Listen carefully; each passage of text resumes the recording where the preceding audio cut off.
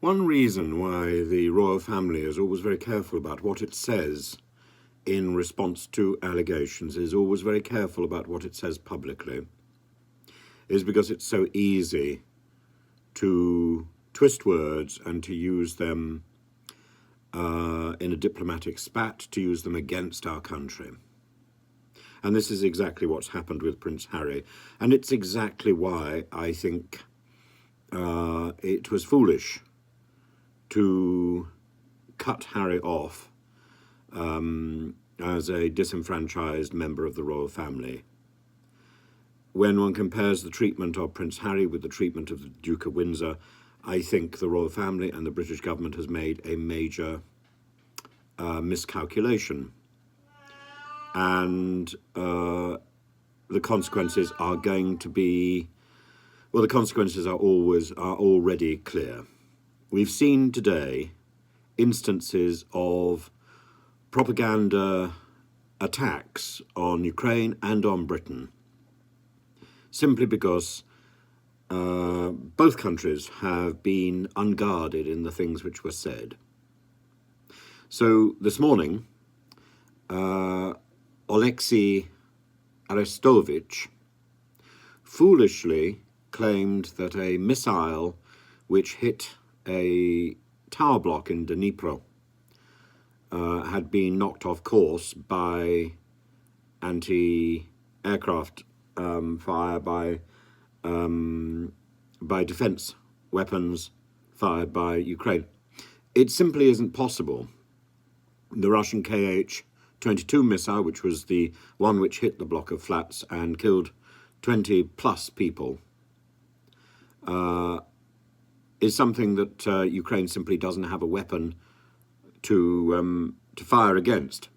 More than that, the Russian Kh-22 missile has a reputation for being unbelievably accurate, and the Kremlin is simply flinging missiles out like some child throwing its toys out of the pram.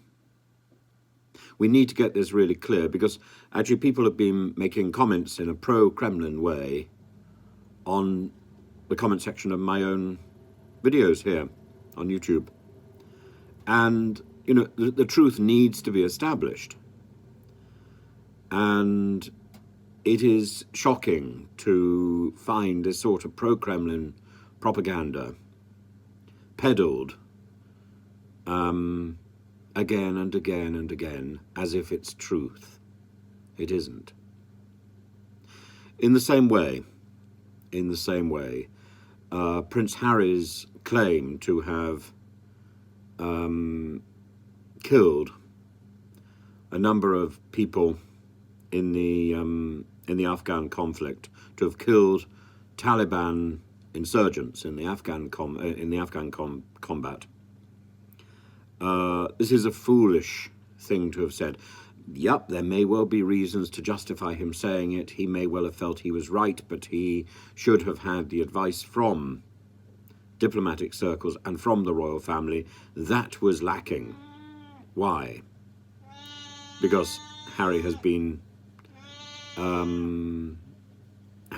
let go, and this is a foolishness. A foolishness. Why? Because when Britain protested about the execution of Ali Reza Akbari, the Iranian response has been to accuse Prince Harry of war crimes, raising this into a diplomatic row directly involving the royal family and directly involving Prince Harry. This is the sort of nonsense that we leave ourselves open to when we don't properly look after those who are our own,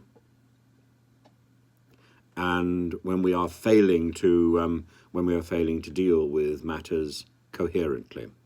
Yes, people can make mistakes, like, for example, Alexei Arestovich. He can make a mistake, but it's a costly mistake because it plays into the hands of the propagandists. Now, how do we know, again, that, for example, Iran is peddling propaganda and that this is primarily intended in a malicious way?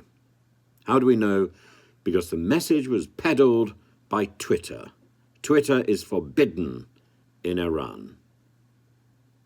So this is a message which is sent out to do as much harm as possible. It's not a message that is intended for the domestic audience. It's not a message that is intended to be supportive of the Iranian regime, to defend its actions. It's a message that is purely and solely designed to be offensive. And we have allowed that.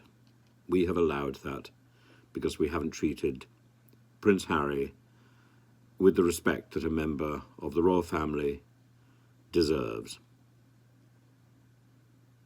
And it doesn't really matter what his gripe is and what his relationship is with Meghan Markle. It doesn't matter. He's a member of the royal family. And we and our British government, and actually the senior members of the royal family, ought to behave better. This is a spat which has got out of control.